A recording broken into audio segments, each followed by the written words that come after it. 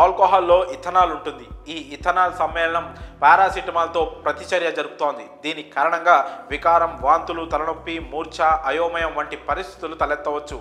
రాత్రిపూట అతిగా మద్యం సేవించి ఆ ఉదయాన్నే కలిగే హ్యాంగ్ ఓవర్ను వదిలించుకోవడం కోసం పారాసిటమాల్ను ఎట్టి పరిస్థితుల్లో తీసుకోవద్దని పరిశోధకులు సూచిస్తున్నారు.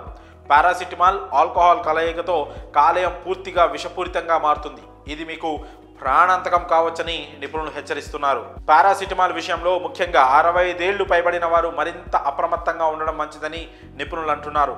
పారాసిటమాల్ హై డోస్ వల్ల కొన్ని సమయాల్లో ప్రాణాంతకం కూడా కావచ్చని చెబుతున్నారు. పారాసిటమాల్ తేలికపాటి మెడిసినే అయినప్పటికీ మీరు దానిని మోతాదుకు మించి తీసుకుంటే ప్రాణాలకే ప్రమాదమని హెచ్చరిస్తున్నారు వైద్య నిపుణులు.